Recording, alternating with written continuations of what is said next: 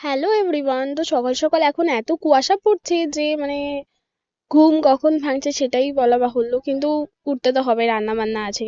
তো তাড়াতাড়ি করে এখন হলো আমি পর্দাটা সরালাম, ঘরে সবাই বেরিয়েও গেছে অলরেডি, আমার রান্না বান্নাও কমপ্লিট। তারপর একটু টুকটাক গোছাচ্ছিলাম, এখনো ঘরে ফার্নিচার আনা হয়নি। তবুও যেটুকু আছে সেটুকু দিয়েই ঘর বাড়ি খুব সুন্দর করে গুছিয়ে রাখি।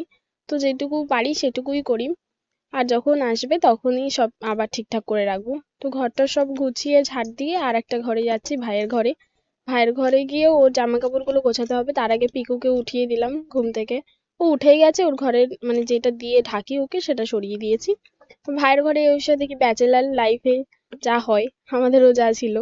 তো তাই ওর ওর ঘরেরটাও গুছিয়ে দিলাম, গুছিয়ে তারপরে হলো ঝাড় দিয়ে দিলাম। তো ঘরে মেন এইটুকুই কাজ থাকে, তারপরে আর বেশি একটা থাকে না। তো সকালবেলা রান্না বান্না করে খাওয়া দাওয়া করেছি, তারপরেও দেখো বাসনগুলো ধোয়া হয়নি, তাই এখন রান্নাঘরটাই এসেছি পরিষ্কার করতে।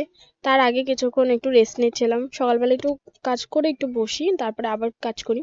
তারপরে আর কোনো কাজ থাকে না। তো তারপরে আমার পিকু সোনাকে বিস্কুট দিয়েছিলাম। তারপরে মামুন একটু বেরোলো, আমি একটু ছাদে এসে রোদ পোহাচ্ছি। তো দেখা হচ্ছে নেক্সট নিউ ব্লগে।